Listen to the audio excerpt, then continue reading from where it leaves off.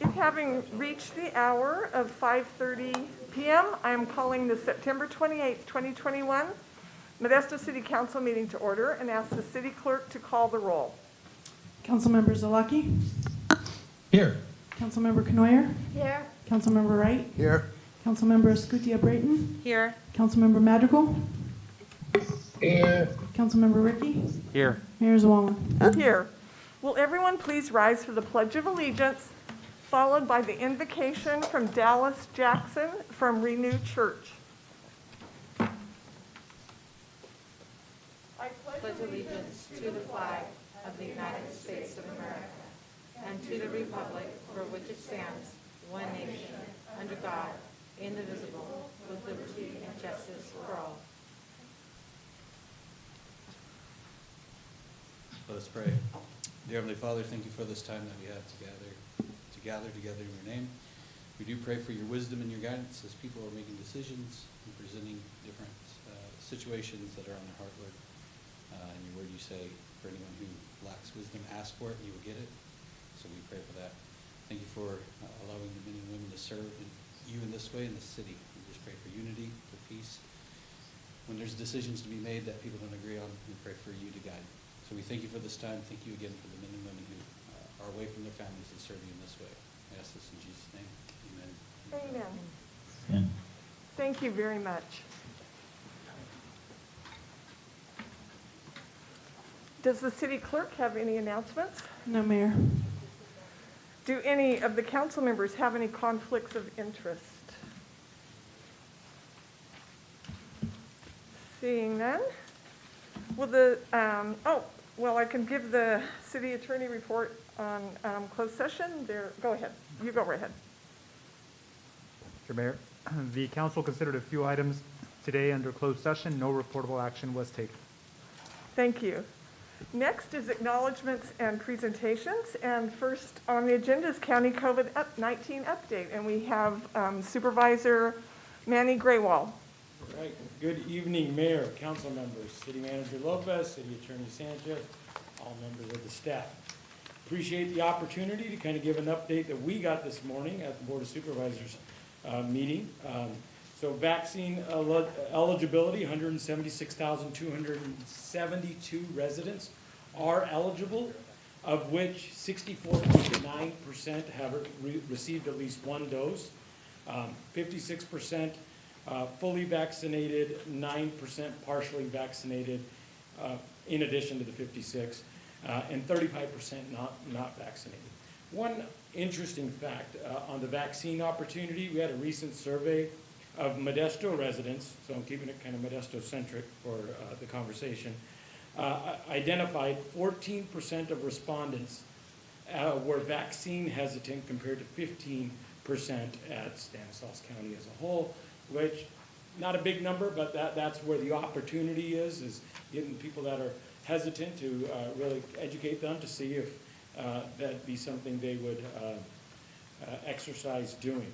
And one of the big things that we did to help with that is on the public health website at Stanislaus County, there's now data there that shows of the people that are hospitalized, how many are unvaccinated. And it's not an opportunity to, kind of point somebody out, but it's just data.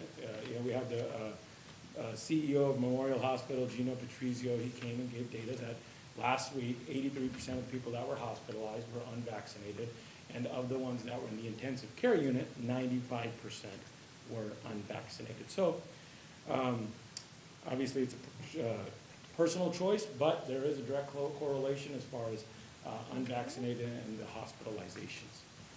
On a county level, there's 469,545 people that are eligible, of which 62.8% have received at least one dose. The reason that the one dose number really sticks out is within the next 3 to 4 weeks, that should come to fruition that 63% of our county is fully vaccinated. 37% not, and 15% have the vaccine hesitancy at the county level. Booster shots are now available. You could either go on My Turn, which is the website I've given before. I'm sure you have that information, to schedule a time. And also, just reach out to the Public Health Department because we're also doing them as well for people that are 65 years or older or have any underlying conditions. So the boosters are available. And one thing that I asked our public health director was, it's the same, it's a Pfizer shot, it's not a separate shot, so vaccines are available and there's not any shortage of supply. So that's not a reason not to get the booster shot if you can. Well, thank you for the opportunity and hope you guys all have a good meeting. Thank you. Stay tuned in case there's any questions from council members. Any questions? I have a quick question. What is the criteria to receive the booster? Over age of 65 or having underlying conditions. Oh, okay, so that hasn't changed. That hasn't Okay, thank you. Okay, thank you. Any comments from the public regarding this particular item? All right, I don't see Thanks. any in person or online. Any comments from council? Thanks for Thank the you so much opportunity. for your presentation. I appreciate you being here. It's very helpful to Thank you hear so this much. information. I appreciate the nostalgia of coming to council every other Well, week. we hope you feel right at home And I here. have three of my former planning commissioners. See? Planning go. is Thank you. representing. Thank you so much. Item 2, recognition of service to Charter Review Committee members. The Charter Review was some very extensive work to look at the charter for the City of Modesto that really is our constitution and guides our city. So this group of citizens volunteered their time and energy and talents to provide some information that we will be looking at more deeply as a council. And we wanted to recognize them this evening for their service with a certificate of appreciation. I will list them off, and some are here tonight. And if you are, the names that I had tonight are Erin Anguiano, Wendy Bird, Sandra Lucas, Mike Moravian, Tim Ragsdale, Cecil Russell, Jose Sabala, and Chris Tyler. And those that are not here, and I'll ask you to step up in a moment to give you your certificates.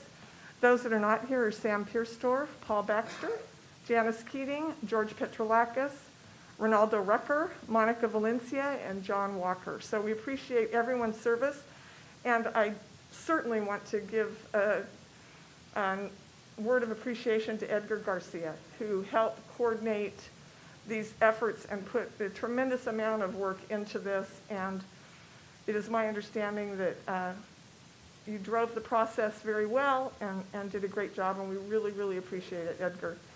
So the council can step down, and we will be able to appreciate each one of you in person and give the certificates.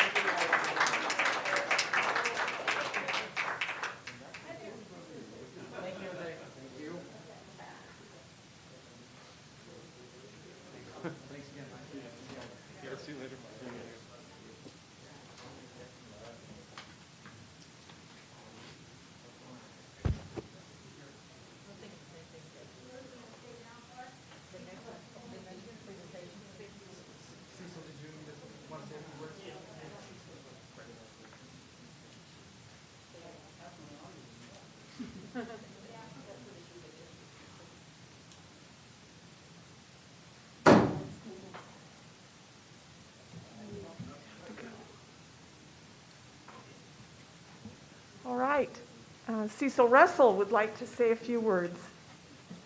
Well, I want to tell you that we really appreciate being acknowledged, but I want to take a minute, and when Chris and I were here a month ago or when we presented the findings to you, some of the team wasn't here, and we had a fantastic team. It was a great team effort, and everybody, Wendy was great. Sandra, because she had served on the previous commission before the last time. She was very, very helpful to us. Edgar, you've already acknowledged that. I did that the other evening. I'll go second to that. He did yeoman's work to help us bring it and put it all together. We had great support from City Attorney's Office and from City Clerk's Office. And that Chris Tyler was absolutely a standout. And I mentioned to him, I happened to record that the night that we were here. And I've watched that probably about 3 times. And Chris, I told him tonight, he just did a fabulous job of taking a very complicated subject and explaining what we did, how we presented it to you. It was a great opportunity, I think, for all of us to serve our city in that. And again, I just want to thank you for that opportunity. You're very welcome, Thank you. and thank you for your willingness to serve. We appreciate you all. All right, any questions from council? Any comments or questions from the public regarding this particular item?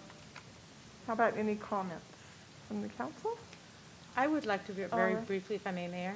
Sure. I just extend my gratitude to the committee for your public service. It was immense, and I'm very grateful for that. The mayor coined it very well last time when we spoke to the group, when she said this was a very heavy lift. And a heavy lift it was, and you did it amazingly, and thank you for that, and just appreciate your dedication to the people of Modesto. Thank you. All right, thank you. We will go on to item number 3, presentation of Certificate of Achievement for Excellence in Financial Reporting by Government Finance Officers Association of the United States and Canada for the comprehensive annual financial report for fiscal year ending June 30th, 2020. And number 4 is presentation of the popular annual financial reporting award received by Government Finance Officers Association of the United States and Canada for the fiscal year ending June 30th, 2020. And I'll turn it to City Manager Lopez. Thank you, Mayor. So the Certificate of Achievement and Excellence in Financial Reporting that we've been awarded by the Government Finance Officers Association of America for its comprehensive annual financial reporting for the fiscal year that ended June 30th, 2020. The Certificate of Achievement is the highest form of recognition in the area of governmental accounting and financial reporting, and its attainment represents a significant accomplishment by government and its management. The City of Modesto has received this award for the astounding 38th consecutive year. In order to receive this award, a government must publish an easily readable and efficiently organized report which meets all of the requirements satisfied by the generally accepted accounting principles and applicable legal requirements. A huge appreciation to the Finance Department and the Director of Finance, Deanna Christensen, and especially the Accounting Division led by the Accounting Manager, Maria Garnica, for their successful accomplishment of this award. Now on to the PAFR, which is an accompanying document to the CAFR. We have also been recognized by the Government Financial Officers Association for our PAFR as well. We started doing the PAFR 6 years ago, and has become a very popular document that we produce as it takes the CAFR and puts it in a more easily understandable for the public to understand how our finances go to provide services to the public. So this award is given to government agencies who separately present this information from the CAFR and present it in a readily accessible and easily understandable to the general public who don't have typical backgrounds in finance. We have received this award for the 6th consecutive year. Both the comprehensive report and the more simplified popular report are available on the city's website. A huge appreciation to the community, to our public relations division and our budget division, and as well as the accounting division and the finance department for their successful accomplishment of this award. So thank you to everybody involved. It's always nice to be recognized, especially in the realm of transparency for our finances. So thank you to everybody. All right, great. We will all step down again to give 2 plaques to Deanna Christensen.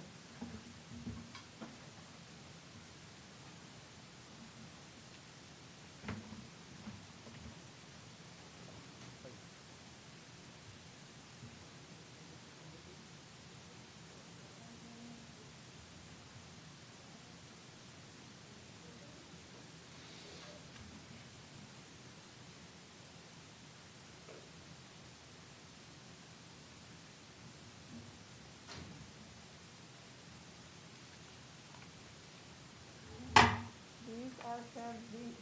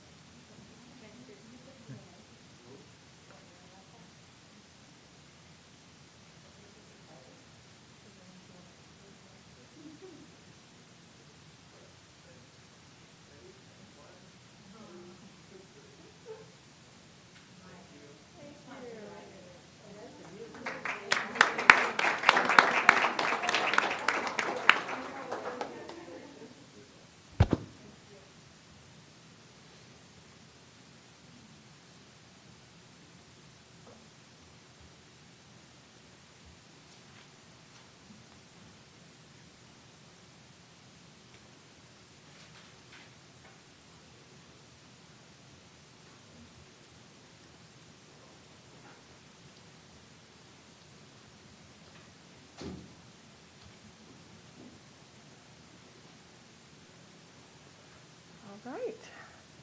Are there any questions from the council regarding these presentations? I have a comment. All right. Any comments from the public regarding this particular presentation? I don't see any in person or online. And comments, Councilmember Wright. You know, when I talk to a lot of people in my district, I tell them how great our city is. And we have great staff. We have a great city manager and all of his team, the department heads. You guys are doing a great job. I know we have a limited budget to work with, but you seem to take those extra pennies and really make them go further for the city. So my hat's off to all of you. Thank you. Any other comments this time? All right. Oh, sorry. I'm sorry. Councilmember Canoyer. Having been on the council for 8 years, I can just say how much I appreciate our staff and how hard they work. And then it just shows that we get these awards because we make sure that what we do, we don't make mistakes. So anyhow, thank you guys so much for your hard work, and I want you to know that you're really appreciated. Thank you so much.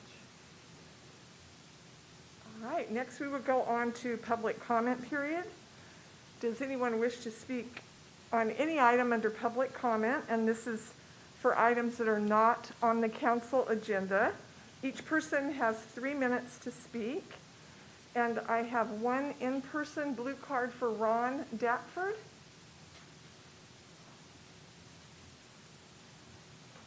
Welcome.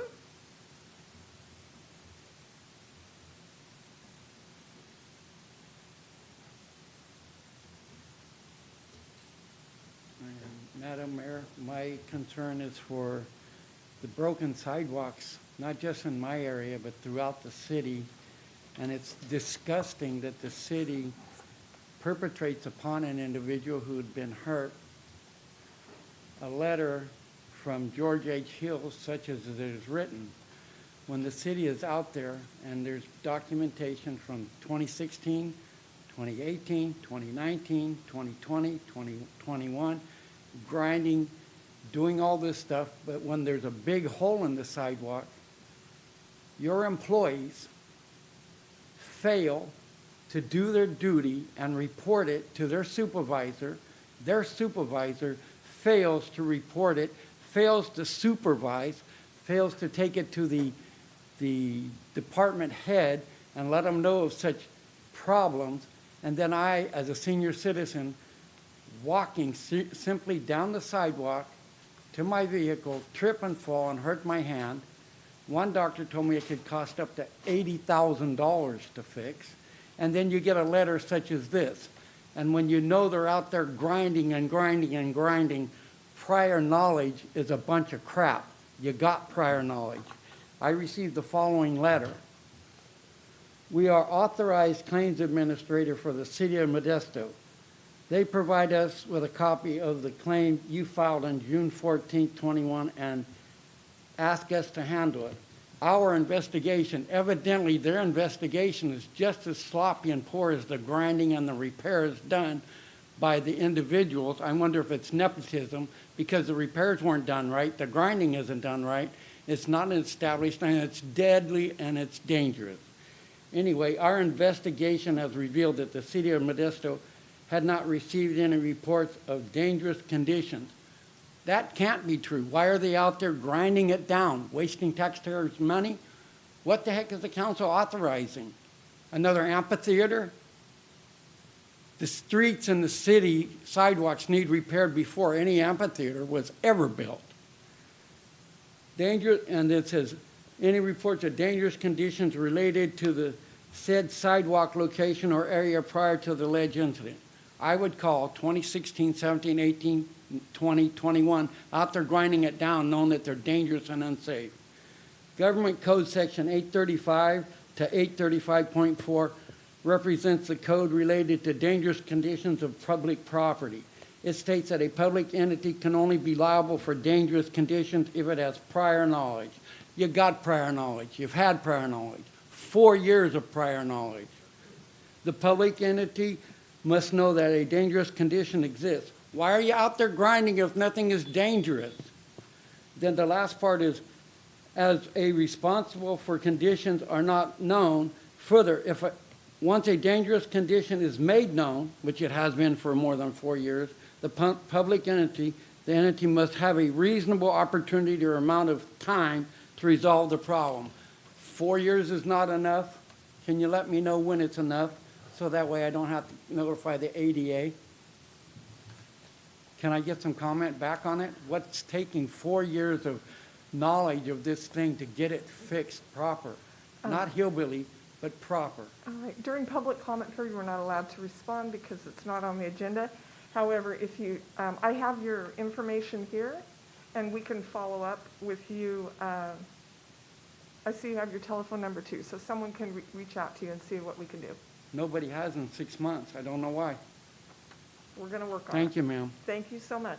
And I hope everybody that's listening to this, they turn in every cracked sidewalk, every problem that they have that's city property, and report it to the city so they can get it fixed. And hopefully this time the right way. Thank you. I see 3 people online. Jack Fahey.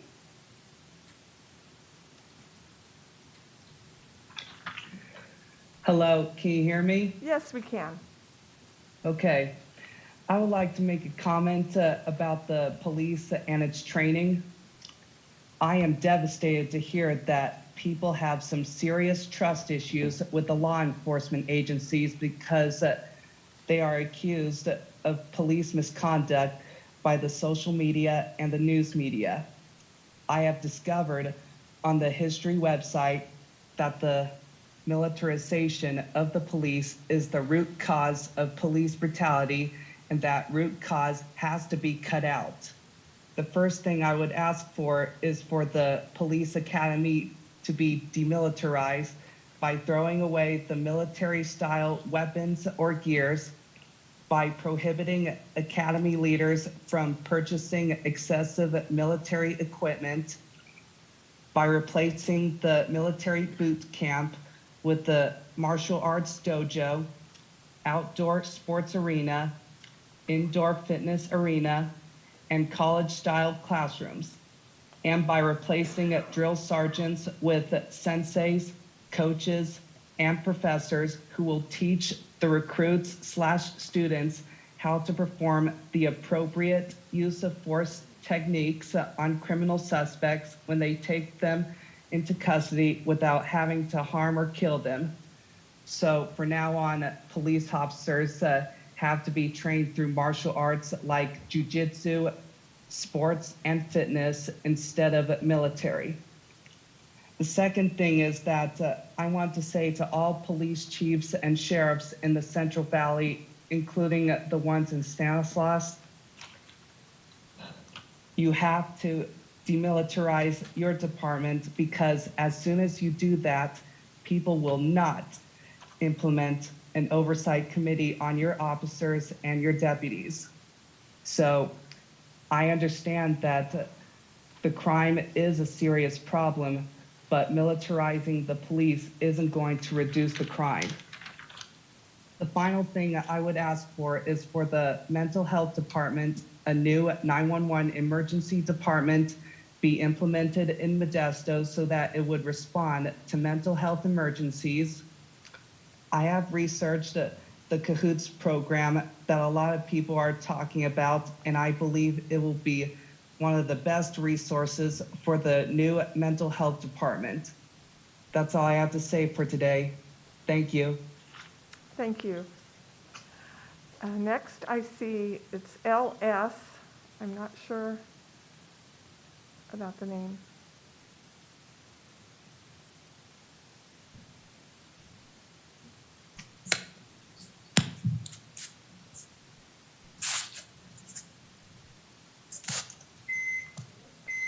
Hello? Hello. Hello. Can you hear me? Yes. Okay, beautiful. All right. My name is Kenneth Campbell, and I'm calling about the local television in Modesto, California, my TV 26.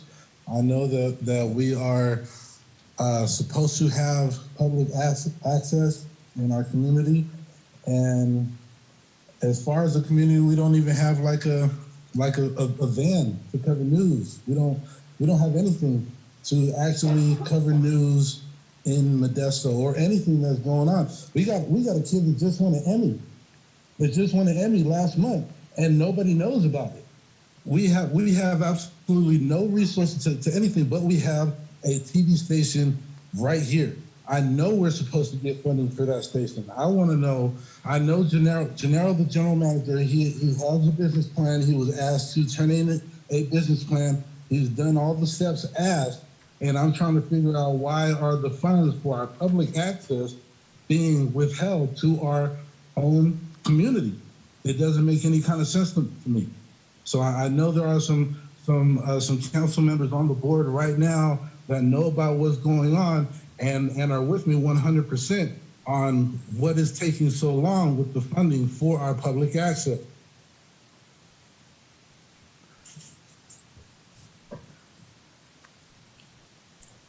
Thank you. Do you have any more comments? I have a lot of comments, but that's really the root of what I'm here for. It is the fact that I've been part of the station since 2014, and never once has the city stepped in and been like, "Hey, we have this funding available for you. What's the holdup? What's going on?" All right, as I mentioned before, during public comment period, we're not allowed to discuss the topic because it's not on the agenda. By law, we cannot do that, but we will certainly take note.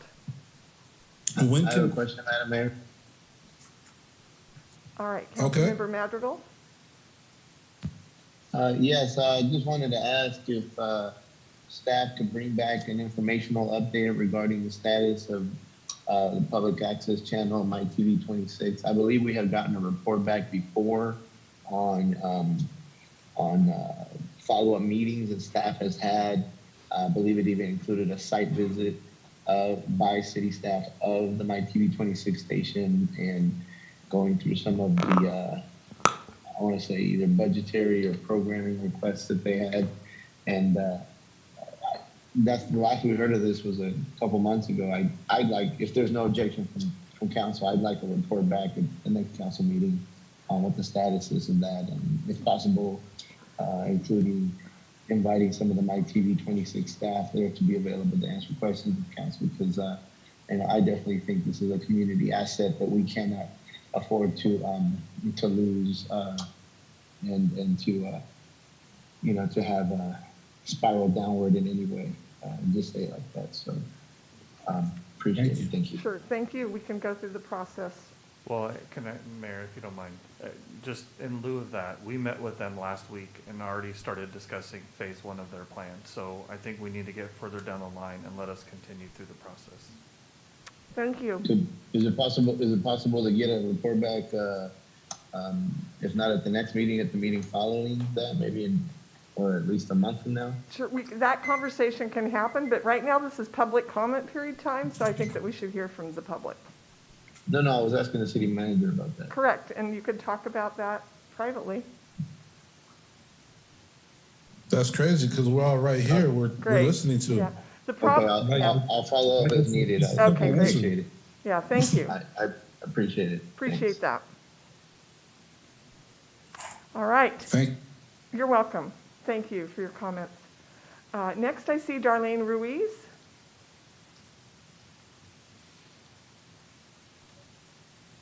Good evening, City Council and Mayor. I'm calling tonight I've been trying to get, I'm Trevor Seaver's mom, for anyone that doesn't know.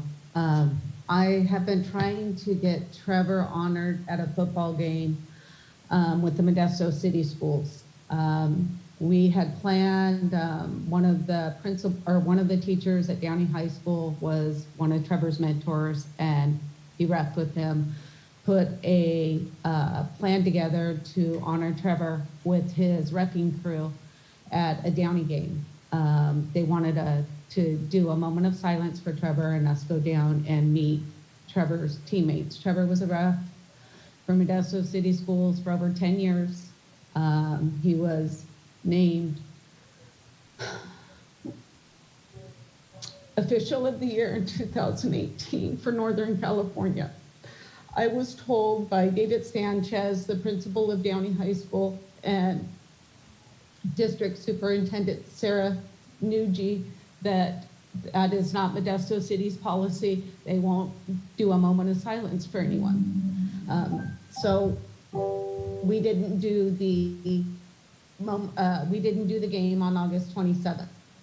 On September 10th, I believe on September 9th, another official referee passed away from COVID. On September 10th at the Downey Buyer game, they did a moment of silence for him. I'm so tired of my son not being honored in the city and nobody standing up. If you will honor one ref, then honor my son. We're not asking to be told that Trevor was murdered by a police officer or anything else. Just honor the job that he did reffing, and just a moment of silence. I don't know why that's too much to ask. I reached out to David and Sarah again today, and David, I told him that another referee was honored, and he said, we still stand by, we won't do a moment of silence for Trevor. He said, we do not want to take sides and be biased. And by not honoring Trevor, the Modesto City School is taking sides. I'm asking if you guys will help me just have a moment of silence at this Friday's game at Downey High School in honor of Trevor. Thank you. Thank you. Appreciate your comments. Next, I see Ramon Rodriguez.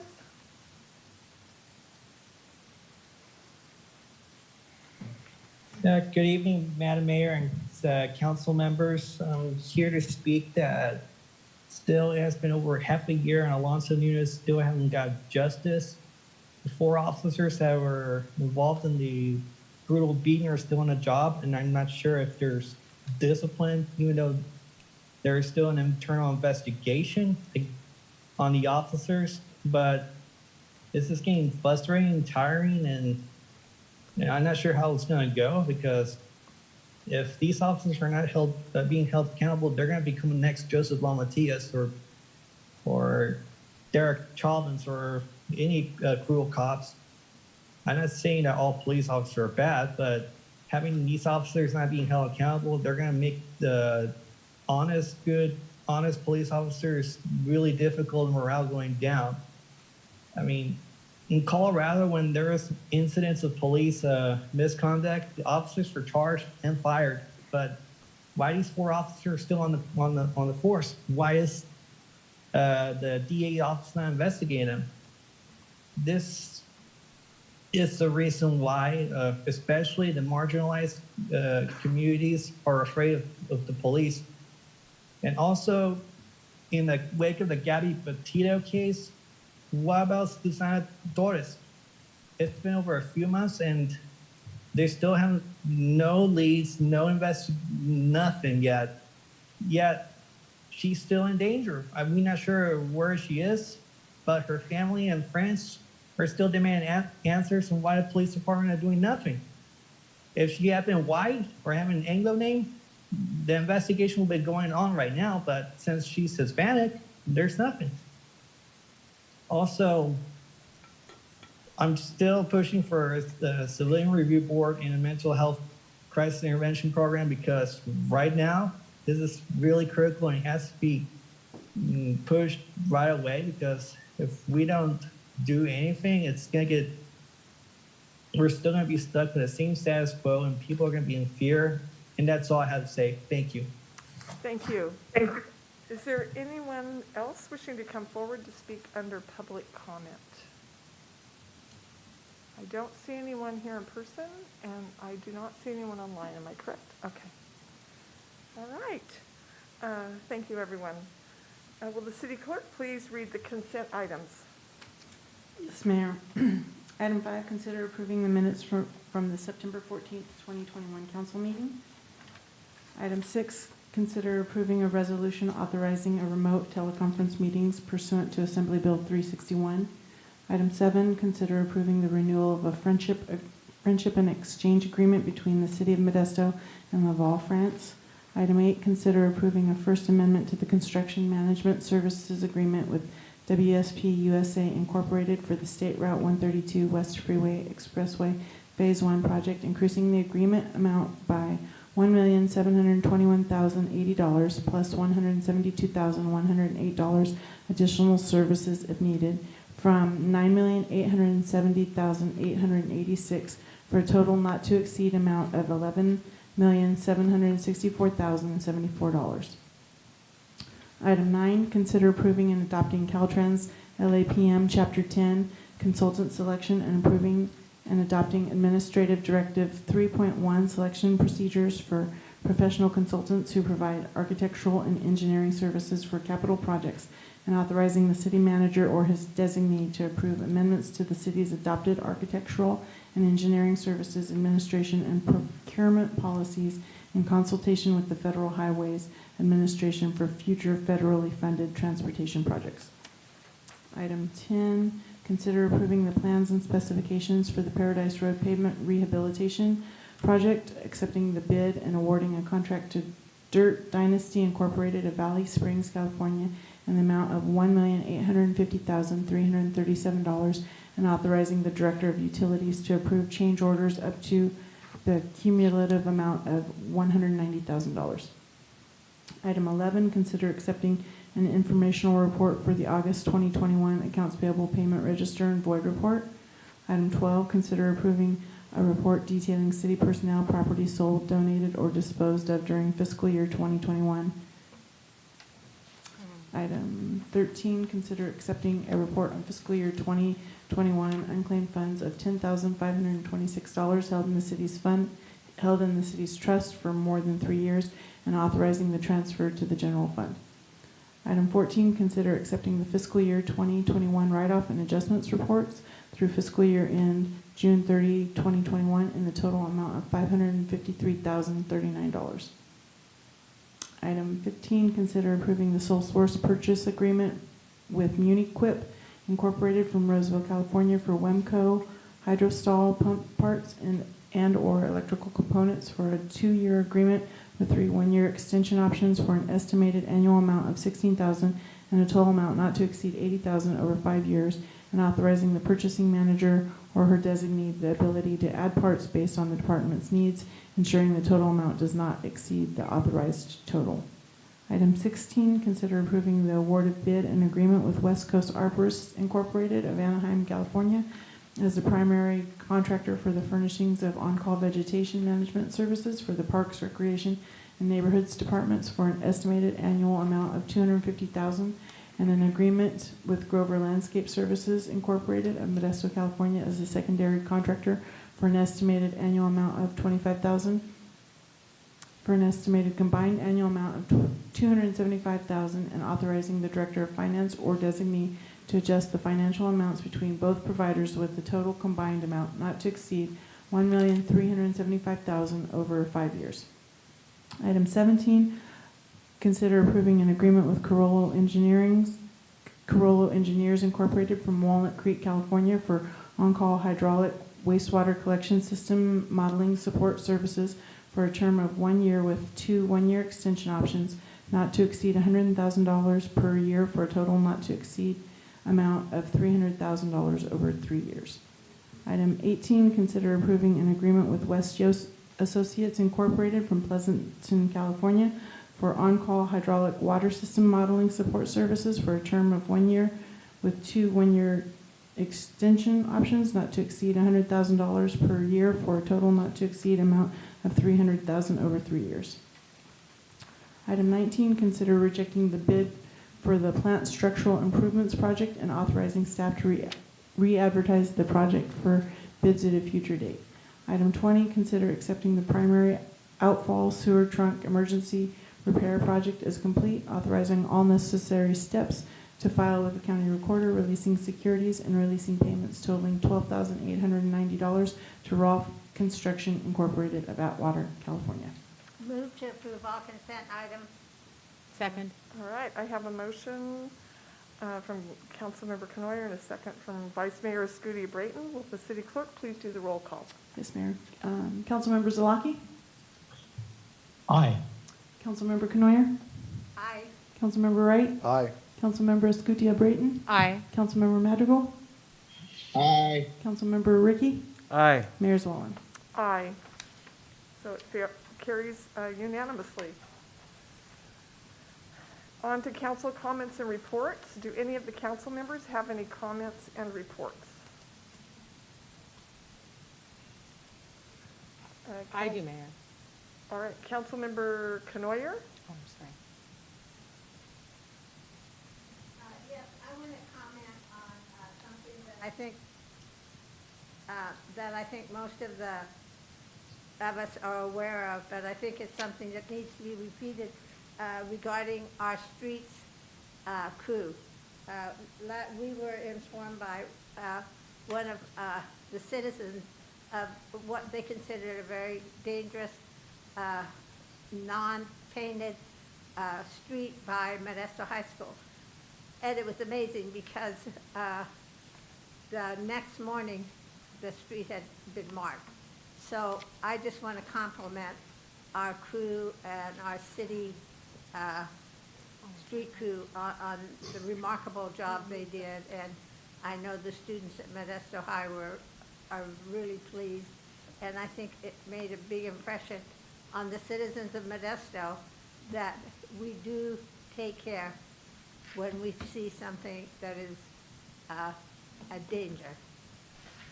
Thank you very much. Vice Mayor Escutia Brayton. Thank you, Mayor. Well, I'm going to change it up a little bit. I'm going to start with the riddle. What takes up 84 acres and 1.1 million square feet of space? Any guesses? Water?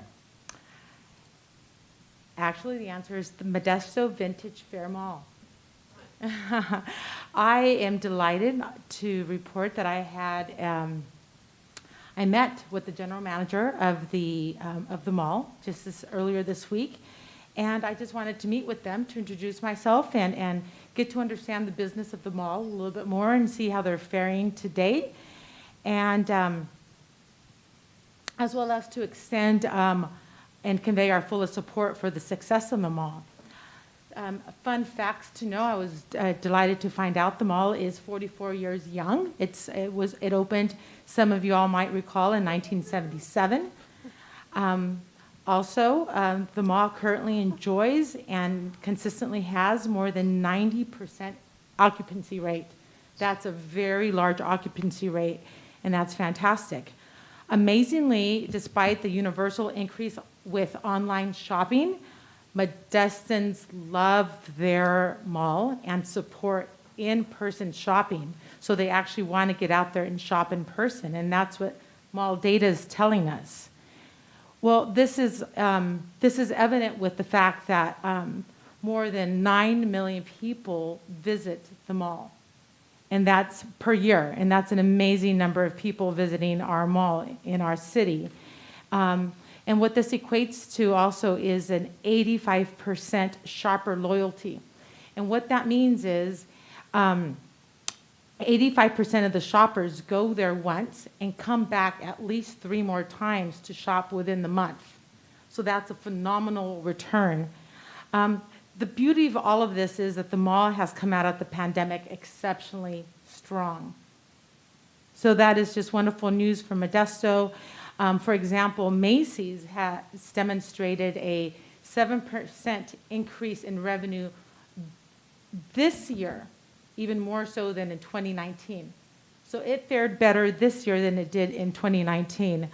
So just again, besides the various merchandise and stores that the mall has, which the mall has 150 stores, retailers within the premises, it also does community events, such as it hosted the American Red Cross Blood Drive, where it had 3 mall drives. It had the COVID rapid testing clinic, where some of you all might recall outside of the JCPenney's parking lot, where they were averaging 100 tests per day. So that was a phenomenal community service that they did outside in the parking lot. They were also hosting a vaccine clinic in partnership with Curative, which is a Stanislaus County partner provider. And also, they've had community hospice clothing drives, again, encouraging to bring in gently used clothes for our community. So what's in the future for the mall? You will all be happy to know that the highly anticipated Dave & Buster's remains on the docket to open in spring, offering food and entertainment and fun for the people of Modesto. So get ready for that one. That one's going to be a lot of fun. Additionally, small retailers are anticipated to open, and some of our favorites will remain, such as Victoria's Secret in pink. This is an interesting note. Did you know that these 2 stores in our mall are 2 of the highest producing revenue stores in the franchise in Northern California, and they're housed here in our Vintage Fair Mall. So very positive meeting. Look forward to having continued conversations and dialogue with the mall. And just in conclusion, we are pleased that the Vintage Fair Mall resides in our Modesto and continues to provide a variety of retail options to our community. Thank you, Mayor. Thank you. Councilmember Ricky. Oh, I just wanted to say thanks for that report on Vintage Fair Mall. I'm hoping that in the future they'll consider adding some residential options there. I think like lots of parking, lots of opportunity to shop right in front of your house. It'd be pretty cool. So I hope that they consider that in the future. But I've kind of been spending a lot of time in our parks lately, especially in my district. This is primarily because I'm getting a lot of complaints about what's going on in the parks, but it was really actually a pretty amazing experience because I got to take my 3-year-old out there, and we've been going to the park almost every day. It's been great to watch him be able to play with other kids outside again, and to watch him be able to learn how to, hang out with other kids and stuff, because I just haven't been able to do that in a long time. But spending as much time as in the parks as I have, I've also been seeing a lot of the problems. And they're problems that just aren't going away. Stuff like all just trash and drug dealing, and I've just been getting a lot of really difficult emails from neighbors with kind of what our parks have become. And so I do want to say that I've noticed an increased police presence, and I think that's a really good first step. But if we're going to really make progress in this, we're going to have to continue finding improvements. We need to buff up the new chat program. We need to find a way to fund park rangers. We need to find new solutions like safe camping and safe parking. And I know that staff's working hard trying to make these things happen, and I just want to say I really appreciate their efforts. We just got to keep working because this issue just isn't going away, and it's hurting our neighborhoods. Thank you. Councilmember Wright. Thank you, Mayor. This Saturday and Sunday, the Graffiti Museum on 9th and Coldwell will have the open house. They'll have some old cars in there, but give you a feel for what's going to happen down the road. What's nice about the museum, it's halfway between the mall and downtown. So it's a great stop-off point. If you're leaving downtown, go to the mall, stop and then visit the museum. But they're going to be open from 10 o'clock to 4, have tours through the building, and give you some idea of what's going to be happening down the road. So I encourage everyone in Modesto that can get out on Saturday, just drop by for an hour or so and just have a great time, see what's happening here in Modesto. Thank you. You're welcome. I just have a brief comment. Some of us just recently attended the Cal Cities conference in Sacramento last week. Councilmember Ricky, Councilmember Madrigal, Vice Mayor Scooty Brayton, and myself were able to attend along with Jose Sanchez, our city attorney, and Joe Lopez, our city manager, and we attended abundance of courses and received so much great information and learned a lot. I can certainly speak for myself. Later on, our not just two people, but two people that led two incredible programs that received the Putnam Award at the conference. Chris Guptill for 9 to 99 and Darren Jesberg for the Dry Creek Trails Coalition received a distinguished award, and we will recognize them at a future council meeting. But I wanted to mention that they did receive that at this state convention. All right, thank you so much for your comments. Councilmember Madrigal. Real quick, just wanted to share that piggybacking on your comments, Mayor, about the League of Cities conference that happened last week in Sacramento. I wanted to share that I was advocating for more funding for railroad crossing quiet zones, which is an issue that I've been passionate about and I've been fighting for, I think, since roughly 2014 or 15. And I'm proud to share with you that as a result of my advocacy at the General Resolution Committee of the League of Cities, I received a phone call from League of Cities staff, legislative representative person named Damon Conklin, whom I shared our railroad quiet zone study with. And I gave him some more information about how the city of Escalon has a railroad crossing quiet zone already, and he committed to me that the League of Cities staff is also going to make this issue a priority, and that he's going to work with us and try to find a state legislator that can also work on this issue to make this either a priority in the form of legislation or any other effort so that we can try to secure some funding for a railroad crossing quiet zone through our various crossings, especially in downtown Modesto. And so I'm very happy to share about that. And I also wanted to share that that the Mexican Independence Day celebration hosted on Wednesday, September 15th in South Modesto was a huge success, no incidents, and just lots of families happy to be coming out, celebrating culture, having fun, and obviously everybody socially distant. I think that I had something else and I forgot. Maybe you should. Sorry. Thanks. That's it. All right, thank you. Any other council member comments? All right, we will move on to city manager comments and reports. Do you not? No? Okay. Thank you. All right, on to unfinished business. Item number 21, consider approving the continuation of the program to allow the use of autonomous robots, also known as personal delivery devices in the City of Modesto, authorizing the city manager or designee to issue a PDD permit to Starship Technologies Incorporated. And we will have Jalen French. Thank you. Thank you, Mayor. Good evening. Jalen French, Community and Economic Development Director.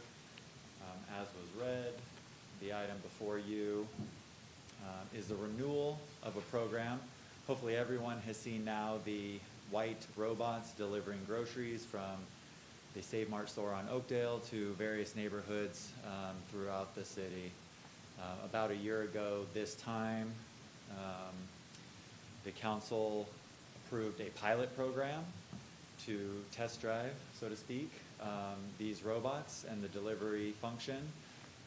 That was a one-year permit, and we're here to renew for the council to consider the renewal of that program. So here is a picture of the 99% autonomous vehicle. They are monitored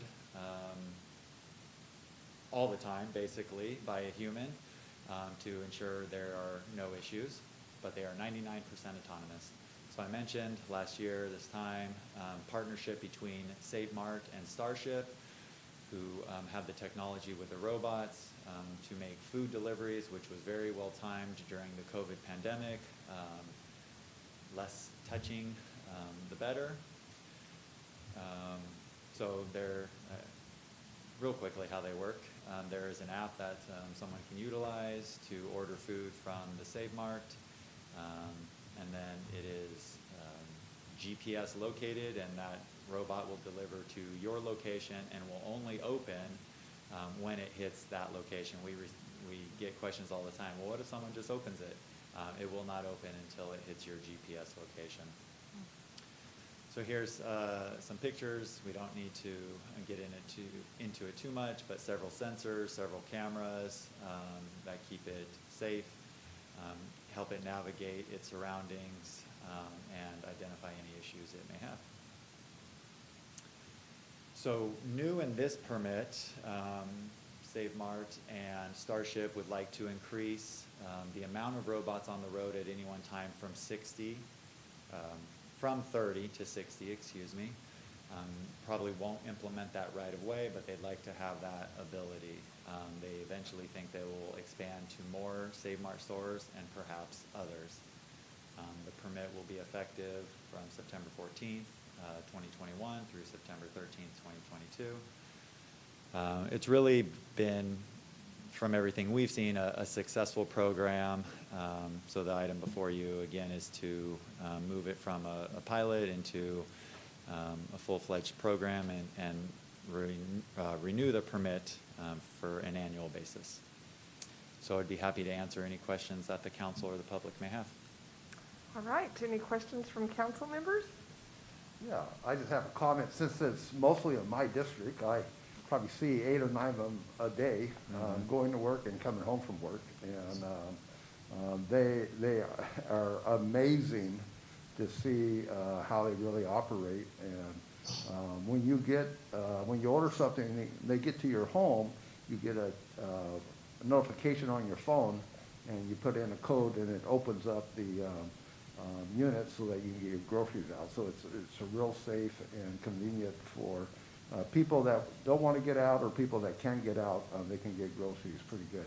My only concern would be when they do expand. McHenry's a very busy street, and I'm hoping that they look at that and make sure that the robots stay on either the east side or the west side of McHenry, coming from those stores instead of trying to cross McHenry. They do, when they go across Sylvan and Oakdale Road, sometimes they get hung up there because it's hard for them to determine when to go and when not to go. And there's a lot of pause time or downtime. And I can see where McHenry could be really a challenge for that technology. So that's just my comment. But other than that, they, you know, they do a great job, and they're all over our district. And not in response to that, but I was remiss in mentioning that I'm joined by Ryan Toohey from Starship if the council has any questions for Ryan with Starship. All right, great. Any other questions from council members? Councilmember Ricky, do I see your name request to speak? No? All right. Councilmember Zalaki. Thank you, Mayor. Jalen, do you or the representative from Starship have any data as far as the number of trips that have been saved by people utilizing the Starships? And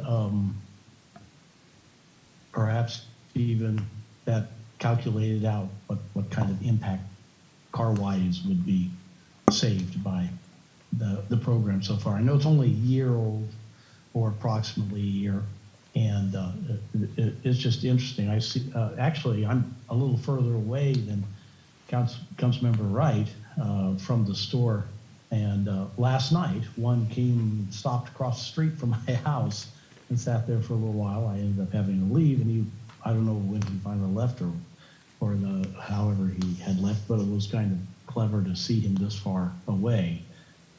And I heard that in reading the agenda report that they're expanding their base of operation, 5 miles or so. Anyway, any information like that? I do know in the first 3 quarters, so we haven't quite got the last quarter of data yet, the robots made over 15,000 trips. So I don't know if you can exactly equate that to car trips, but the robots made 15,000 deliveries. Okay. Oh, all right. Well, that's quite a number. That's still quite a number, and imagine as this becomes more popular. Just an idea where these busy streets are, it would be kind of clever to put up a caution. You know how you have caution deer crossing, caution. How about caution the Starship crossing with a little outline of the little guy with his blinking tail, that's antenna actually, and just it really is I would say just a fun sight to see, you know, where technology is taking us right now. Right. I do have one quick question. Thank you. Do you know when they're going to be expanding into other parts of town, like South Modesto, West Modesto, stuff like that?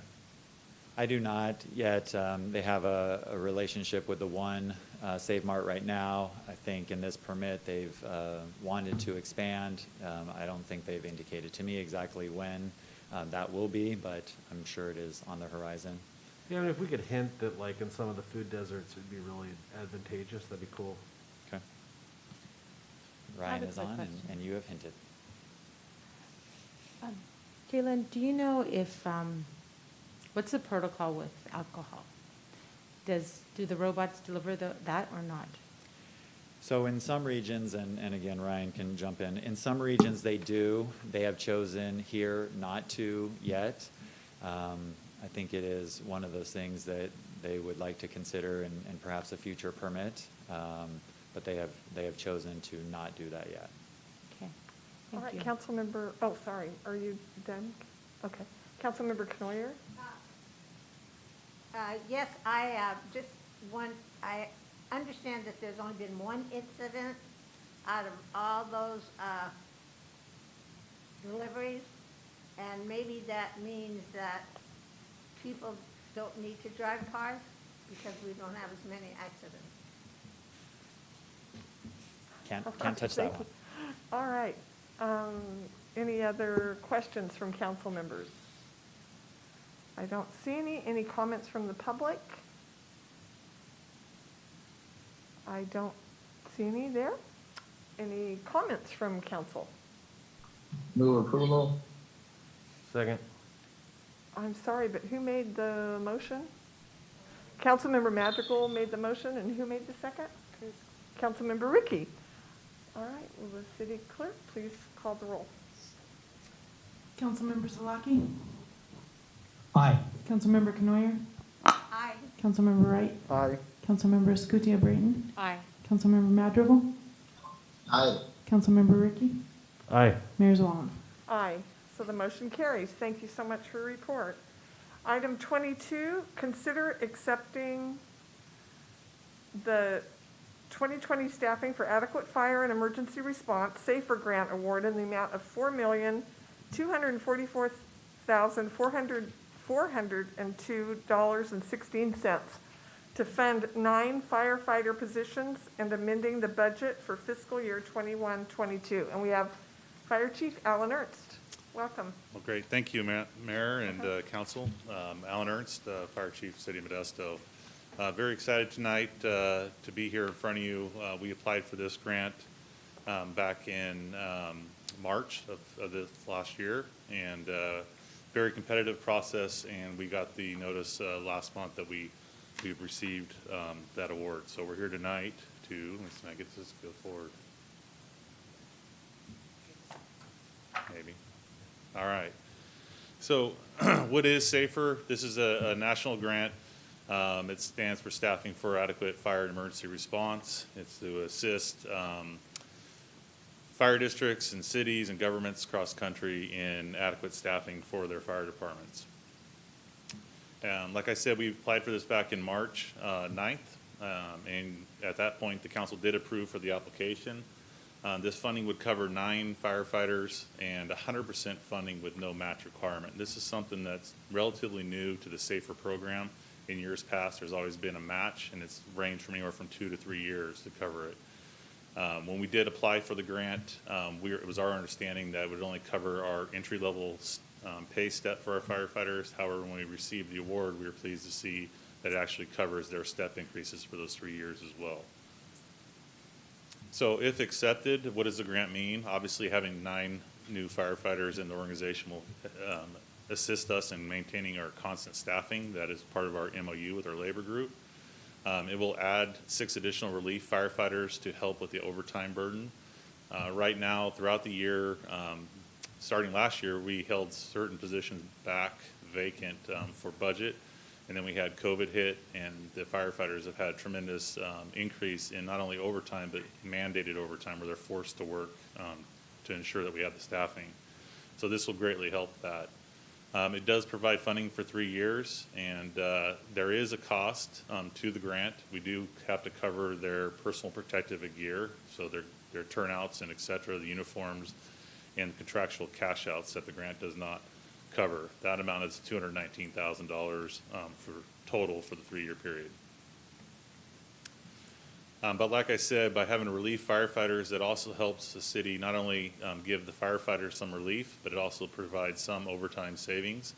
And if you look at the comparison on the sheet, what their contribution from SAFER, what the city's contribution would be for that equipment, and then the overtime savings overall over the 3-year period of the grant, the city will realize around almost $1.8 million in savings. So a few questions that I've been asked that are good questions with this grant is obviously we're hiring 9 employees that are covered by costs for 3 years. At the end of that 3-year period, if the city would choose to keep that amount of staffing, that burden would be on the city to pay for. However, we are also very cognizant of accepting a grant like this when we have personnel that we don't want to see anybody potentially lose their job. So we always have attrition, and we will plan on holding positions vacant when that comes about. So those positions, those employees would just fold right into those positions if that is the case 3 years from now. And with that, I'd be happy to answer any questions. All right, thank you very much for your presentation. Council questions, Councilmember Canoyer? No? Oh, that's maybe. Oh, great. Councilmember Wright? I do have a question. Yes. After that statement, could those firefighters be transferred to some other cities like that we have contracts with, like Ceres and Riverbank or Oakdale? So at the end of the grant? Yes. So, yeah, so all the positions that we cover in our contracts are funded through the contracts, but they're Modesto employees. So if there's vacant positions within those contracts, those employees can fill those positions as well at the end of the grant. Great. Thank you. Yeah.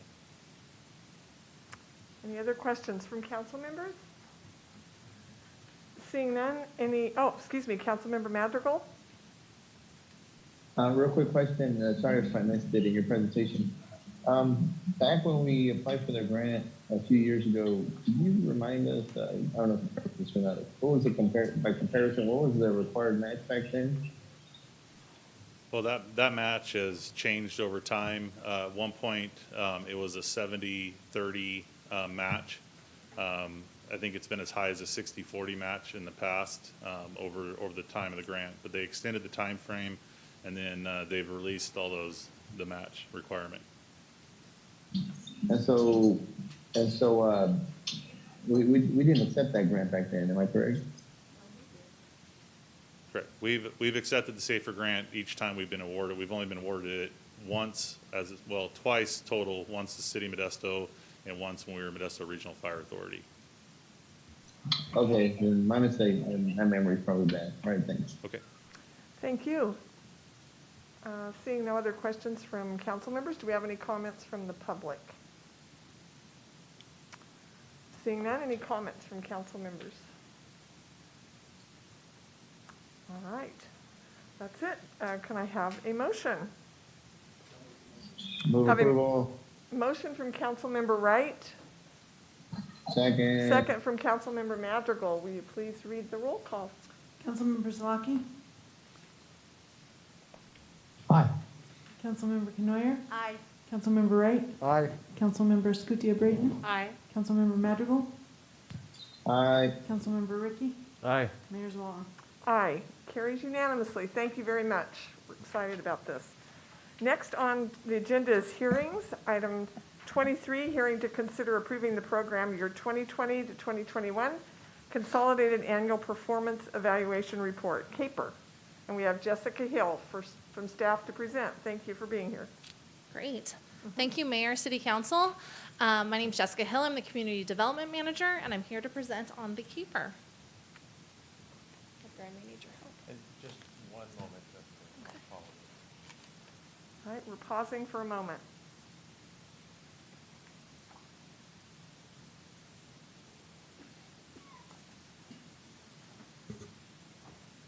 Okay. So as an entitlement community, the city is eligible to receive Community Development Block Grant Funds, Home Investment Partnership Program Funds, and Emergency Solutions Grant Funds. The purpose of these funds is to serve low-income individuals and develop viable communities by providing decent housings, suitable living environments, and expand economic opportunities. In order to receive this funding, the city is required to complete an annual action plan, which outlines how the city is going to spend the funding during the year. And then tonight, we're going to be talking about the CAPER, or the Consolidated Annual Performance Evaluation Report, which details how we use the funds this year.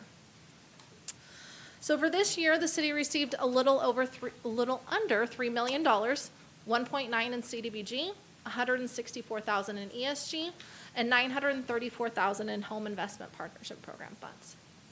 Additionally, we received $6.3 million in CARES Act funding that came with $2.3 million of CDBG CV and $3.9 million in ESG CV. One of the highlights of our projects this year is 835 California. We awarded a $444,000 grant to Stanco with CDBG CV funds to help acquire the property and help with initial rehab at it. The interim use for this property was a non-congregate transitional housing, and we actually just had a woman and her family actually move from her car into this housing unit. For the future use of this property, we are partnering with Behavioral Health and Recovery Services with No Place Like Home funds to develop 6 units in the back of the property and leverage about $2 million of funding. One of our other projects this year was a partnership with Self-Help Federal Credit Union for the South Modesto Community Center. The city awarded a $500,000 grant and was able to leverage $4 million to help with the building, or actually help with soft costs associated with the credit union building and the community center in South Modesto. The project will be able to occupy 120 individuals and include a kitchen and pantry, restrooms, patio area, and bench seating. The project is currently out for procurement now, and construction is expected to start in November 2021 and continue through August 2022. One of the programs we were able to establish was our Camp to Home program. And essentially this program is a program that moves a person from the unsheltered into shelter, job training, permanent employment, and permanent housing. As part of our homeless outreach, we were able to hire 4 full-time homeless outreach workers to engage with the homeless population. Their main job duties were to locate, identify, and build relationships with the homeless individuals to identify the barriers to get them into housing. We were able to work and compile standardized data collection and real-time data updates and analysis through that Esri dashboard we have before you as well. This will be added to our strategic plan dashboard, again, to track all of the homeless outreach we're able to do in our community. With shelter operations, we were able to award ACES $700,000 and the Salvation Army Barbarian Shelter $200,000 to assist with their shelter operations. A great component of this as well is individuals who are within ACES, the Barbarian Shelter, as well as Family Promise and Modesto Gospel Mission are able to receive job training case management through Downtown Streets team as well. And as we kind of get to the rest of the components for Camp to Home, the next component is actually the job training on the far left. We partner with Downtown Streets team, and we had a project with them for $500,000. Right now, we have our 25-member team full. We have 11 on the wait list. And all of the clients are enrolled with workforce development training, as well as received different forklift training and GEDs as well. We've been able to have successfully 19 of those job training graduates employed. We've had partnerships with Stan Foods, Del Monte, Save Mart, PMZ, Domo, and we're looking to expand to another program called Street Team Enterprises. Lastly, the housing component was a joint effort between Downtown Streets team and Community Housing and Shelter Services, which we awarded $500,000 under rapid rehousing. We were able to, right now, have 3 who are permanently housed, and we've been able to outreach to 50 different landlords in the community to try to house more. And we're working with a partnership with the emergency housing vouchers to continue to get more of these homeless individuals who are employed into permanent housing. We also run an owner-occupied rehabilitation program where we were able to award $336,000 to 9 households to help with health and safety repairs. For our public services, 15% of our annual CDBG allocation can be to public services, and those are direct grants to nonprofit organizations to help further their mission to benefit low-income individuals in our community.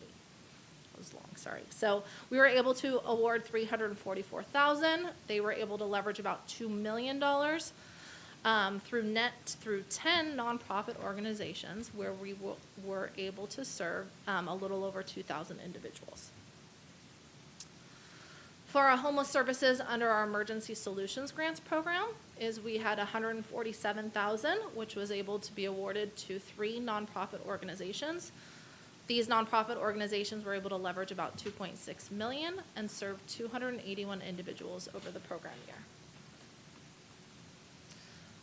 For this project, for the CAPER, we have to go through a citizen participation process, and so we had the draft CAPER available for public comment on September 8th.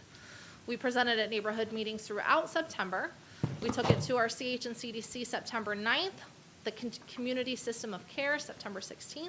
We're here tonight for our public hearing, and then plan on submitting it to HUD if approved tonight by the deadline on September 30th.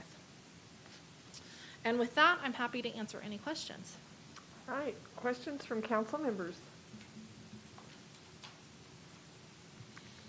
I don't see any in person online. Any comments from the public? Don't see any comments from council members. Excellent work. I really appreciate all your effort you put into this. This is very, very inspiring. Thank you so much. Thank you, Councilmember Madrigal. The only comment I have is that this is something that, many in our community, we are very concerned about housing the houseless in our community, and this is just absolutely thrilling to hear actual people that are being helped, and it is certainly, I've always said it's one by one. That's how we will help people in our community that are in these situations, and you're doing the work. Thank you very much, Jessica. Thank you, Mayor. Great Thank you so much for your report. Do we need to take action, We do. don't we? We do. All right, do I have a motion? I'll make a Move to motion to approve. All right, we have a motion from Councilmember Wright, second from Councilmember Ricky, and can we have the roll call, please? Councilmember Zalaki? Aye. Councilmember Canoyer? Aye. Councilmember Wright? Aye. Councilmember Scutia Brayton? Aye. Councilmember Madrigal? Aye. Councilmember Ricky? Aye. Mayor Zavala? Aye. Carries unanimously. Next, on to item 24. Consider appointing members to the Citizens Districting Commission, and I will turn this over to our city attorney, Jose Sanchez. Thank you, Mayor. Mayor, members of the council, good evening. Jose Sanchez, city attorney. The item before you is the selection or appointment of the Citizens Districting Commission. And the council, you have heard me up here making comments regarding the redistricting process that not only Modesto is embarking in, but also all jurisdictions in California that do elections by districts. For example, with cities with district-based elections like Modesto, for example, Modesto has 6 districts. We have 6 districts for our council, with our mayor being at large. Well, what the law says, and again, we have to look at several areas of the law. We have to look at California and federal Voting Rights Act. We have to look at the election code and also a newer law, the Fair Maps Act, which was approved by Assembly Bill or introduced by Assembly Bill 849 and effective in January 1st, 2020. We have to look at a process of every 10 years, the cities that do district elections need to look at and get census data and need to look at how the districts are shaping up, how the population is. Are they pretty much even as far as when we're looking at population? It also looks at not only the population, but also which type of communities are involved in districts. And the law requires us to carefully, with a consultant, look at, and demographer usually, look at our districts. The charter also has certain requirements for redistricting. Our charter does require that the council appoints a 9-member citizen districting commission, and that's what we're doing tonight. That's what the council is before them tonight, and it requires the certain requirements that the charter has certain preferences. It has certain criteria as indicated in the staff report, which it has proven in the past very difficult to meet, and it proved very difficult to meet this time around. The charter says that strong consideration shall be given to composing the commission of, and then it goes through a list of certain criteria. For example, a retired Stanislaus County judge as a chairperson, 1 member of a bona fide local taxpayers association. You have members of nonpartisan political organization that are 501c3s, 1 member of bona fide local civil rights organization with a tax exempt under 501c3. It even has the recommendation or the strong consideration for a member of a former civil grand jury.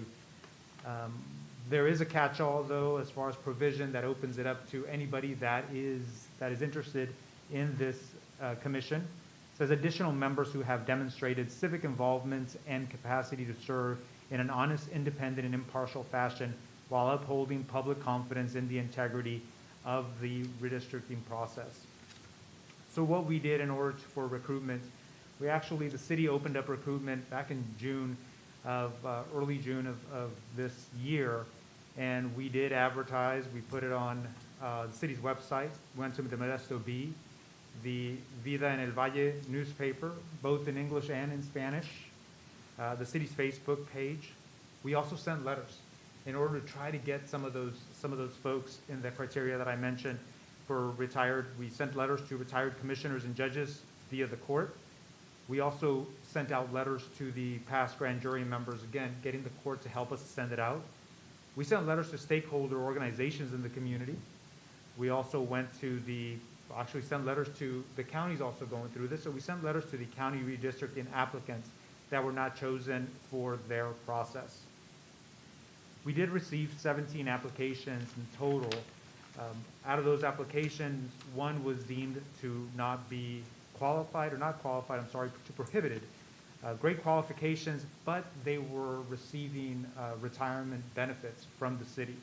The charter also has prohibitions of certain members that, or prohibitions of members that can be, or individuals that can be part of the commission.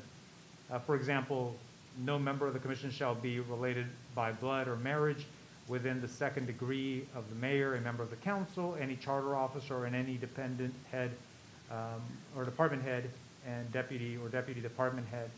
There's also if you're receiving benefits, for example, from the city. We, out of the 15, what we did this time around, last time when the city went through this process, the mayor ended up making recommendations. They went, I believe they advertised, and the mayor made recommendations to the council for approval of the 9. This time around, the mayor and the vice mayor, and I don't envy them, because they went through the applications we received. I have to tell you, we received applications from very qualified individuals. There were very impressive qualifications, so it was not an easy decision. The mayor and the vice mayor did go through all the applications very carefully.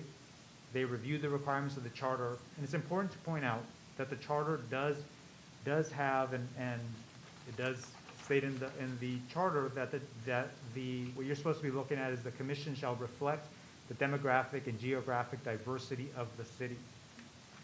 I will tell you that the selection of the 9 members, the recommendation from the mayor and the vice mayor, if you go through the list, very diverse, not only when you're looking at it, men, women, also you're looking at the organizations being served as far as the ethnicity breakdown, very balanced, very as far as very diverse, aiming to, of course, comply with the charter. The staff report and the resolutions does move forward the 9 individuals that were selected for recommendation by the mayor and the vice mayor. Now, I will tell you that out of the 9, there has been a change to one of the individuals. John Torres from District 3 ended up withdrawing the application after the staff report was published. However, the mayor and the vice mayor are actually recommending to substitute John Torres with Aaron Aguiano, also from District 3. We also received a very impressive application from. The 9 recommended individuals are in the staff report and in the resolution. I'm happy to answer any questions. I will tell you that what the process to come next, after this commission is selected, the council has hired a demographer, redistricting partners. We will be moving pretty quickly and setting up meetings. We have a deadline that we want to set for, or that we've set a deadline for April of next year in order to finish this process. So we're going to move quickly to set up the public hearings. The idea of redistricting is to get as much information as possible from the public. Get an information as far as as far as what communities of interest there are. Drawing of districts is you really have to look at who's in the district, what communities are in the district, and try to form districts that make sense going through this process. All the meetings with the demographer, with the consultant, and the commission will be open to the public. There are Brown Act meetings. In fact, there will be public hearings. We'll also be looking at translation as far as in Spanish, and looking at what programs we could provide in order to get the word out even more, and make sure that we get as much input as possible.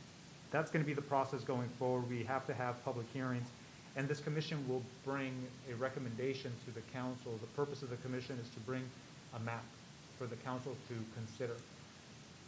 Preliminary information from the demographer is that the districts you've grown in population, but it's been pretty fairly even as far as the growth within the districts. That's been the preliminary look. Of course, the data, the census numbers just came out last week, I believe, were final. So we're still looking at that, but you will get recommendation from this commission. With that, happy to take any questions. All right, thank you. Any questions from council members? Councilmember Ricky. Jose, what are the, just some of the basic guidelines that the commission will use to decide, just basic guidelines on how they decide what a district looks like? Great question. I know state law provides kind of guidelines which mirror very closely to what you have in your charter. There is a section in the charter which is criteria for redistricting, and it has the commission looking at certain things such as district boundaries shall be geographically compact and contiguous. The boundaries should follow visible, natural, and man-made features. Boundaries should respect communities of interest, which the communities of interest is defined as a geographical area comprised of residents who share similar interests, including but not limited to social, cultural, ethnic, geographic, or economic interests, or formal government or quasi-government relationships, but not including relationships with political parties, incumbents, or candidates. Sorry, I wanted to read that because that's usually very important when we're going through this process.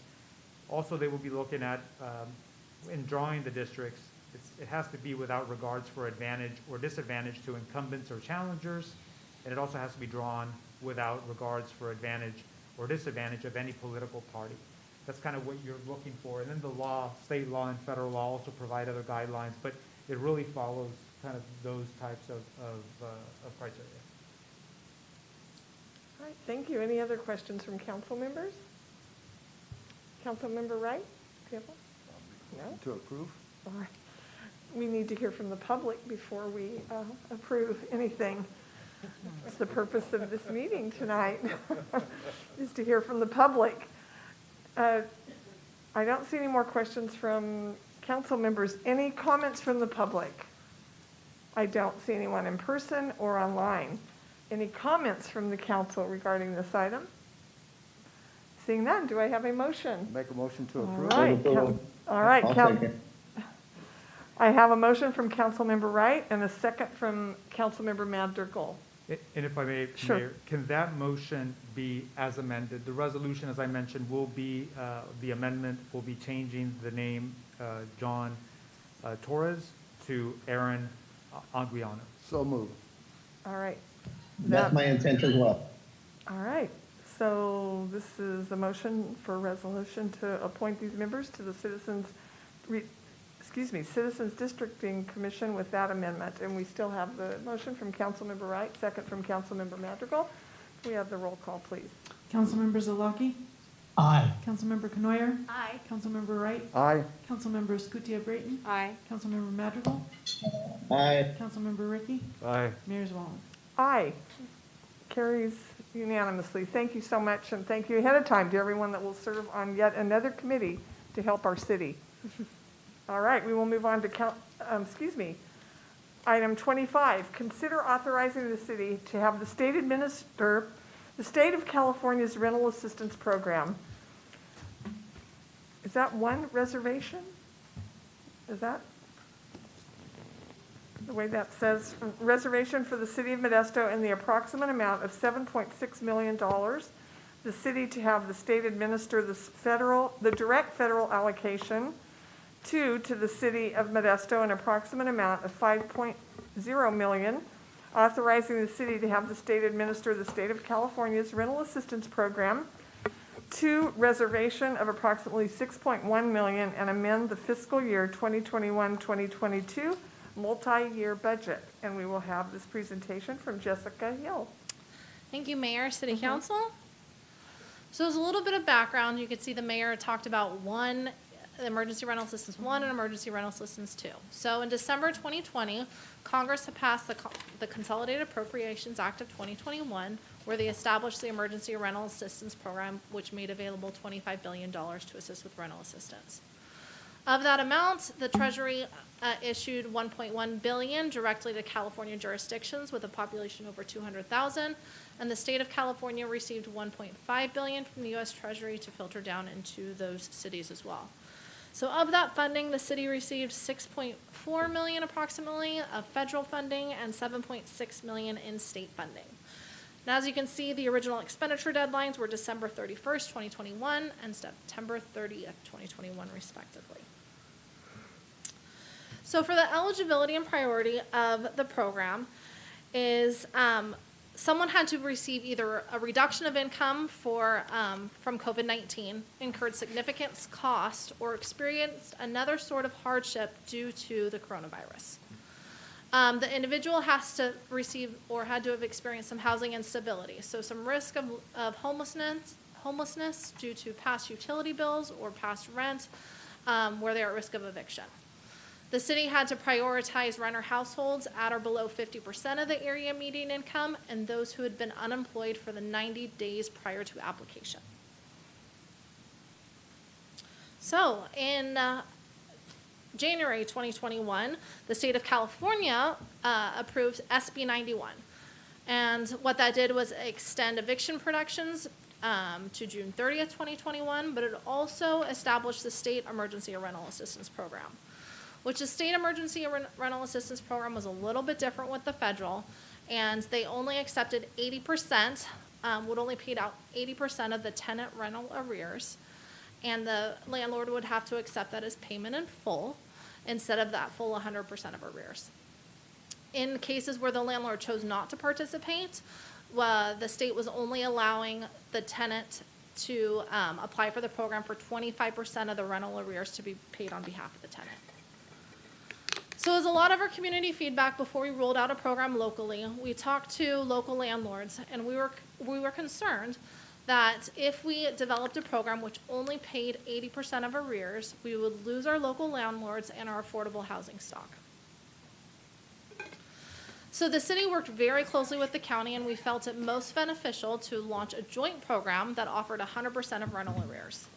So what that meant is the federal allocation to the City of Modesto of $6.4 million would be managed locally, and then the state of California would agree to defer their program, where we would then run that funding at 80% of arrears once that first $6.4 million was expended.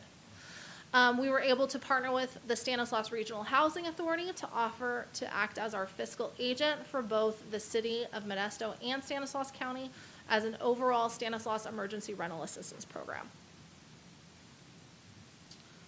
So we were able, again, we launched on February 24th, 2021 at stanrentassist.com. We partnered with local credit unions who helped with the application intake, as well as United Way to help with 211 with any sort of phone assistance that was needed. So we ran into challenges once we launched the program. There was no program-wide standard operation guidelines. With any federal reporting, it comes with, or any federal funding, it comes with strings. So the reporting requirements were extensive and exceeded requirements for the current housing programs and subsidy programs. There were strict warnings with fraud, with agencies responsible to pay back any misspent funds. And many renters in our community had the impression that once they heard you didn't have to pay rent and there's this rental assistance available, that it resulted in a large number of ineligible applications, which didn't have kind of a COVID-related impact. So as of September 24th, we've approved 202 applications and expended about $1.3 million of our $6.4 million. So in June 2021, the state actually released Assembly Bill 832. And what this is was many important changes, is they realized that their state program that paid 80% of arrears was not effective for the landlords within the state. And so they increased the rental arrears to 100%. They also extended the expenditure guidelines from December 31st, 2021 to September 30th, 2022. So expanded the length of time that we could expend the funding. What this did was really address the concerns that we had with having the state manage our funding up front and initially having a select option B. So with city staff with support from local partners are now recommending option C, which actually authorizes the state to manage our state allocation of that $7.6 million. What that would mean is the $6.4 million, which has an expenditure deadline of December 31st, 2022, we would continue to work very closely with the Housing Authority to manage this program until funding is exhausted. What we are asking for tonight is authorization for the state to run the program concurrently as our local program on our behalf to expend the $7.6 million in our community. Second, we now have an ERAP 2 funding that came down, and this is part of the American Rescue Plan Act. And of that, there was an additional $21.55 billion nationwide to assist households to pay for the delinquent rent and utilities due to the COVID-19 pandemic. Of that allocation, the city was allocated about $5 million in a direct federal allocation, as well as $6 million, $6 million from the direct allocation from the state. The state gave local cities the same 3 options. If we want the state to manage both of our allocations, if the city wants to manage both of our allocations, or if we want the state to manage their allocation and we'll manage our federal allocation. So what we're recommending tonight is for staff to proceed with option A, which is the state manage both the state and federal allocation. What this will be able to do is the city and county can leverage the state resources to assist more households in a timely manner. And the second part of this action would be is that the city received 40% of the federal allocation on May 24, 2021. What we would need to do is return the $2 million to the U.S. Treasury. That funding would then be reallocated to the state of California to manage that program when it's the full amount that we were awarded on the city's behalf. We wouldn't be losing the money, we just need to return it to the Treasury so they can reallocate it to the state to manage on our behalf. This is kind of a summary of the funding that we're talking about today. I do want to highlight that the city will be receiving $25 million to help benefit those who are at risk of eviction for both past arrears for rent and utilities. And that we're asking for recommendation on the bottom 3 allocations, the $7.6 million, the $5 million, and the $6 million to be managed in the state moving forward. So with that, I'm happy to answer any questions. All right, thank you, Jessica. Questions from council members. David Wright? Yeah, I'm really concerned about sending money back to the federal government and counting on them sending it to the state. This process has taken months and it has really been a disaster. I know landlords have still been waiting to hear back from the city or from the county. I just see another delay that's coming down the pike. If we're going to return $2 million or whatever back to the federal government, they're going to take, 2 or 3, 4 months, 5 months, 6 months to get it to the state. It's going to take the state 6, 7, 8 months to get their program together and get things going. So, I really feel for the landlords out there that are struggling because tenants feel like they don't have to pay their rent because the government's going to pay for it. But the landlords still have bills that they have to pay. And we really need to make sure that this is the best thing for us to do instead of trying to fix, what's broken here and moving forward. And that's my concern. Sure. Mayor, do you mind if I respond? Go right ahead. Okay, Councilmember Wright, I absolutely understand your concerns, and our program did get off to a very slow start. Over the last 3 weeks to a month we've actually increased different staff to assist with now CSA staff is helping with eligibility. So we have county staff able to review all eligibility and make sure we help expedite that process. We also have our city staff who's looking through kind of that wait list and backlog of people who have applied but have never responded or submitted any of the backup documentation. And so we're working on cleaning up that data and continuing to reach out to those to submit the information they need to get this funding, to those much needed, tenants and in turn landlords. When we're talking about a return of funding, I want to kind of clarify that. So our first line item, which is the $6.4 million, is we're going to continue to expend that until the funding's expended. And so we're still managing this program and will continue to do so in an expedient manner to get that funding into our community as fast as possible. The second allocation is the $7.6 million to the state. So the state has currently opened up their portal for applications to can start doing reimbursement to the City of Modesto residents now.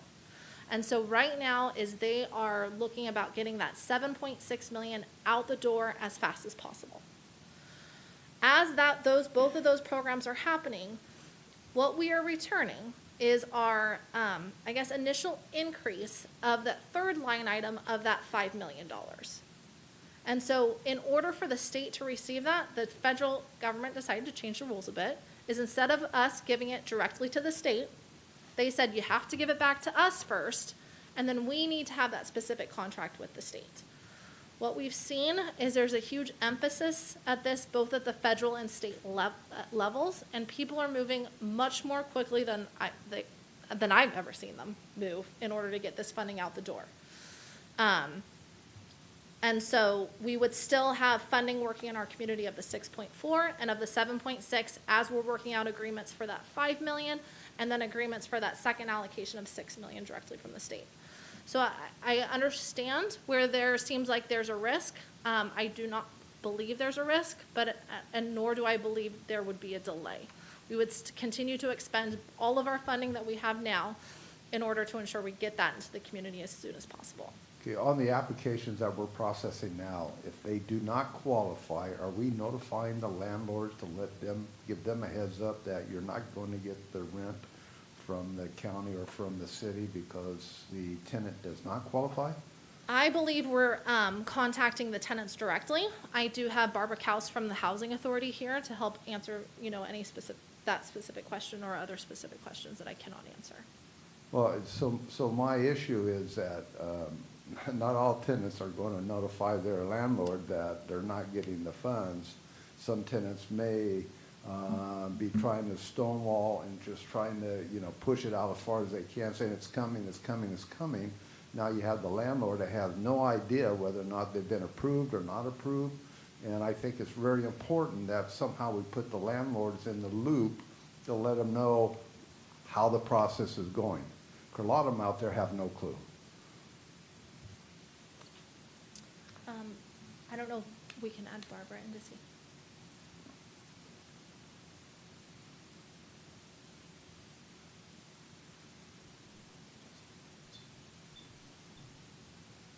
Barbara?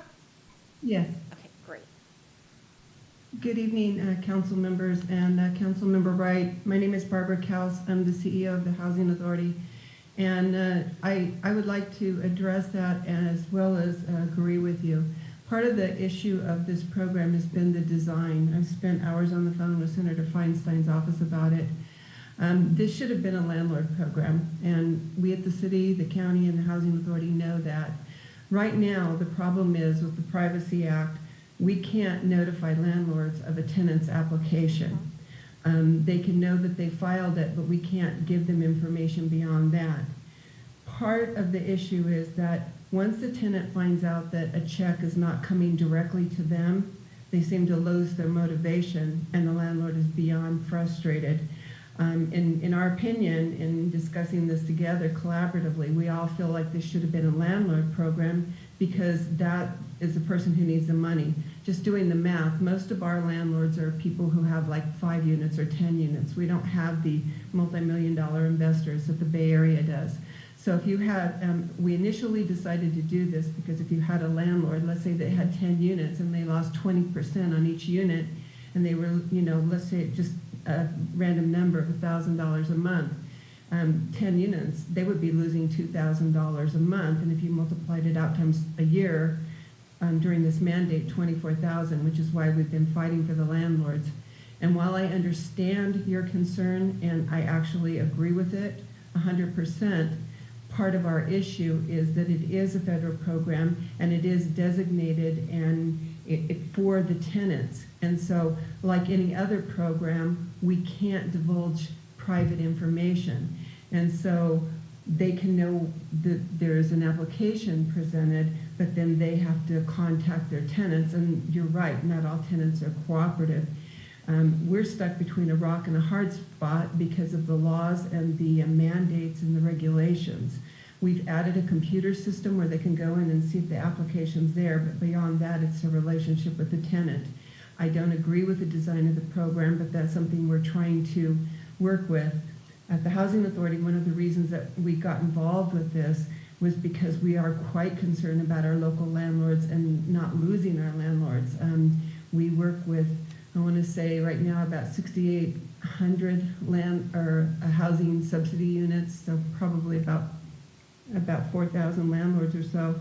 And we were quite concerned that this mandate would actually hurt affordable housing, because with the market the way it is, a lot of landlords started selling their property.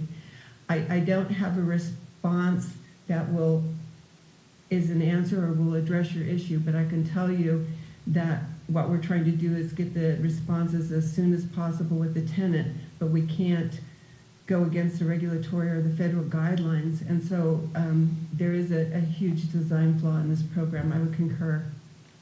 Barbara, thank you for that information, but I do know tenants have been notified that they've been approved, and they've been sitting there for 30 days and still have not received a check. So how long is it taking for, once they're been approved, for them to get the funds?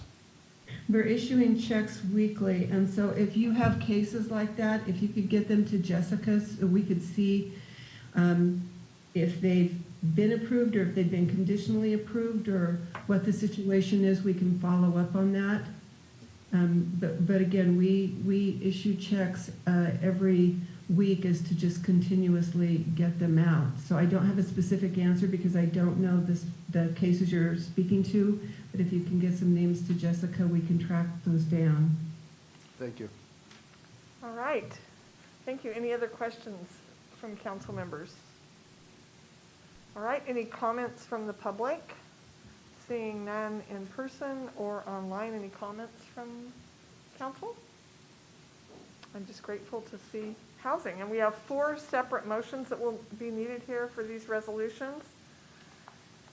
First is a resolution authorizing the city to have the state administer the state of California's rental, we do have, all right, I'm sorry, LS online.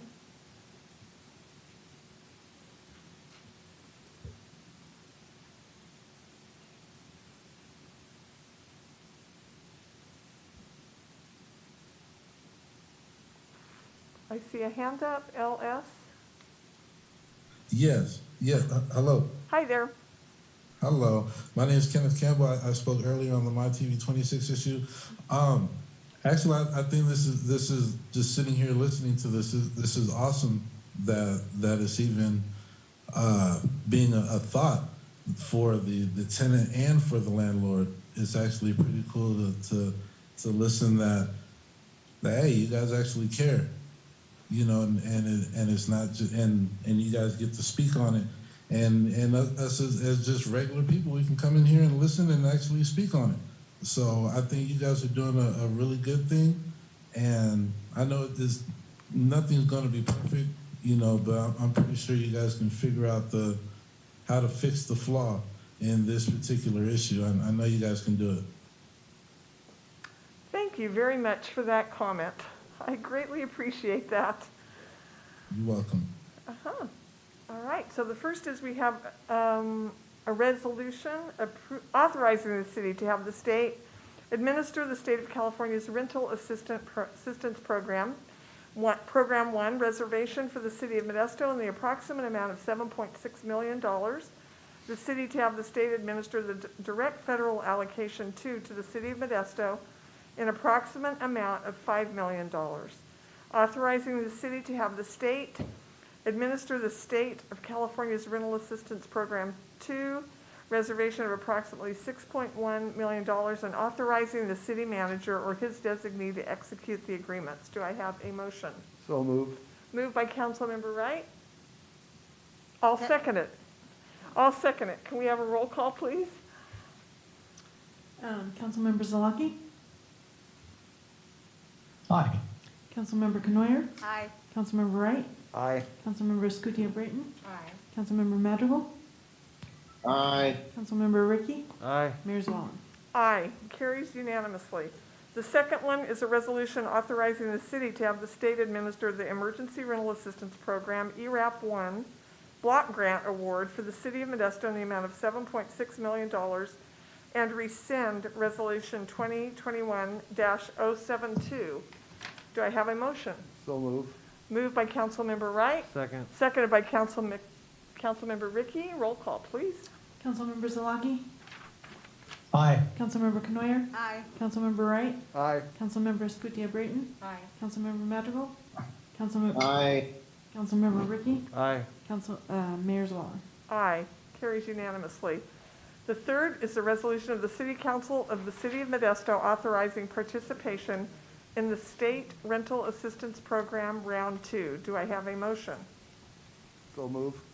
Moved by Councilmember Wright. Second. Seconded by Vice Mayor Scutia Brayton. Roll call, please.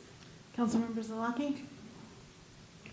Aye. Councilmember Canoyer? Aye. Councilmember Wright? Aye. Councilmember Scutia Brayton? Aye. Councilmember Madrigal? Aye. Councilmember Ricky? Aye. Mayor Zwallen?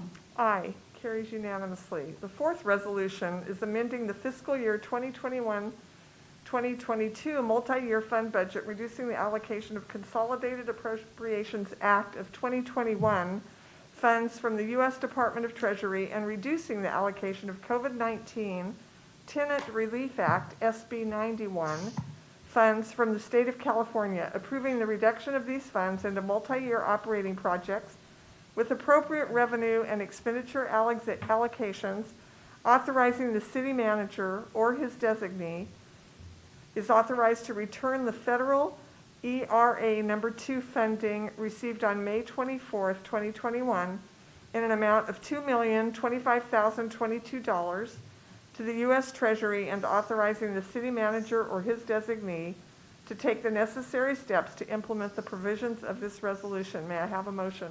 So moved. Moved by Vice Mayor Scutia Brayton. Second. Second by Councilmember Canoyer. Roll call, please. Councilmember Zalaki? Aye. Councilmember Canoyer? Aye. Councilmember Wright? Aye. Councilmember Scutia Brayton? Aye. Councilmember Madrigal? Aye. Councilmember Ricky? Aye. Mayor Zwallen? Aye. Carries unanimously. Thank you very much, Jessica. Item number 26, to consider approving a proposal from Pierce Manufacturing Incorporated to lease with the option to purchase 5 velocity pumpers for a total cost of $3,741,927, approving the lease term set forth by PNC Equipment Finance and authorizing the city manager to negotiate and execute final agreements with Pierce Manufacturing Incorporated and PNC Equipment Finance. And we have Chief Ernst. Good evening, Mayor and Council again. Proud to be here representing the fire department today on this critical need for the organization. It's our fleet replacement for the fire engines that our firefighters run on every day. We'll get right into it. So again, we want to address the fleet issues, and I'll go into a little bit more detail of the current state of our fleet and what this proposal would entail. But as the mayor said, it's involving approving the agreement with Pierce Manufacturing for 5 of our fire engines. So a little background, when Modesto Fire, when we came back from Modesto Regional Fire Authority, we were one of the only departments in the city that did not have a fleet replacement program. And during the recession, we took certain steps to ensure that the firefighters and the service level remained steady on the streets. However, some of our deferred maintenance programs suffered, and our apparatus was one of them. So our average age of our apparatus is 12 years, and we have, with a max of one piece of equipment, over 20 years old. Industry standard is every 10 to 15 years, the frontline equipment is replaced. And based on the mileage and use that we put on in the city for how busy we are, the recommendation is 10 to 12 year schedule based on that. Our average maintenance and repair costs over the last 3 years is ranging about $449,000. A lot of that is attributed to that aging equipment. Industry standard for a similar size fleet is anywhere from $200,000 to $300,000 annually. So how did we address the problem? So back in 2016, we brought a very similar proposal to the council, and it was approved, and we did that through a committee that was comprised of representatives from not only the fire department, but our city fleet, finance, and purchasing. And we looked at several different programs, and ultimately we recommended this lease purchase program, which we'll explain here shortly, as a fleet replacement program for us. So we unanimously supported and recommended that proposal, which was approved by council in 2016. So today is pretty much the second part of that proposal. So we addressed 5 engines and 2 ladder trucks back in 2016, and then this is now bringing forward to address the remaining aging fleet. So this would involve entering in a similar contract with Pierce Manufacturing and PNC to finance and lease 5 what we call Type 1 engines. And via the HGAC, which is Houston Galveston Area Council committee bid process, it does meet all of our municipal code requirements for competitive bid. It's utilizing the Pierce Financial Solutions for Fleet Replacement Program. The lease would involve a 10-year lease term for all equipment and would establish that fleet replacement program that can be evaluated. So some of the benefits of this program is the time frame. As we said, we do have an aging fleet. If we were to look at a traditional replacement program of buying 1 engine at a time a year, it would take us 5 years to achieve the same goal we can achieve tonight. So by quickly addressing that aging fleet, we can dramatically reduce the repair and maintenance costs. Standardization is very key in our line of work. So this is our current platform. We've already spent money with this manufacturer on engineering costs with our previous bids, and this would cover that as well. It's important for our firefighters to have equipment that is similar, and it's equally, if not more important, for our fleet mechanics to know the type of equipment they're working on. We have parts and inventory on the shelves right now, and we get tremendous service from our fleet. I believe our average downtime for apparatus is less than 6 hours, which is incredible. Some of the fiscal benefits of this program is by locking in the price for this year, typically you see anywhere from a 6 to 8% increase annually by manufacturers on pricing. Not only do we lock the price in for today's pricing on 5 units, but we also get a multi-unit discount of $323,000. That estimated savings by using this program versus a traditional purchase, again, that is that 6 to 8% price increasing, is around $483,000. The warranty savings, and really that is our maintenance of the equipment, is estimated about $1.5 million for replacing it all at once versus staggered. And then the revenue, we will be able to surplus and sell the equipment that we are replacing, and we should generate approximately $250,000 for that. So you look at the total package of this proposal versus a traditional type of replacement, we are estimating the savings to be about $2.5 million over 10 years. And with that, I'd be happy to answer any questions. All right, thank you for your report. Are there any questions from council members? I do, Mayor. Councilmember Wright. Chief, thank you for the report. And explain to us and to the public why we haven't done this over the last 10 or 20 years. That's a great question. The reality is it was a program that really wasn't available to municipalities prior to about 6 to 7 years ago. So when we looked at it in 2016, it was a very new concept in the fire service. Lenders were just starting to look at just financing a loan, but let alone a lease option where we have several options at the end of that lease. And that is something I failed to mention at the end of this lease. The city has a lot of flexibility. We'll have 3 options at that time. And whoever your fire chief is in 10 years would be happy to make those recommendations. But really, you have the options at that time to keep the equipment and pay a balloon payment. You could turn the equipment back in and get new equipment, which would be my recommendation. Or you could refinance with the balance of that would be and continue to finance that equipment. So it really gives the city a lot of flexibility. It's really an affordable option for the city to have a fleet replacement program. It's great that you're looking out for the city, looking out for our finances, and what's most cost effective for us running our fire department. That's fantastic. Thank you. Thank you. All right, thank you. Any other questions from council members? Seeing none, any questions from the public? There's no one here in person or online. Any comments from council members? All right. Move approval. All right. Have a Second. motion from, I'm sorry, I did not catch who did. Tony. Pardon me? All right, both online. Maybe that's why. I have Yeah, a second, motion Zalaki. from Councilmember Madrigal and a second from Councilmember Zalaki. Can we have the roll call, please? Councilmember Zalaki? Aye. Councilmember Canoyer? Aye. Councilmember Wright? Aye. Councilmember Scutia Brayton? Aye. Councilmember Madrigal? Aye. Councilmember Ricky? Aye. Mayor Zwallen? Aye, carries unanimously. Next item, are there any matters too late for the agenda? Seeing none, I'm calling this meeting of the City Council to be adjourned.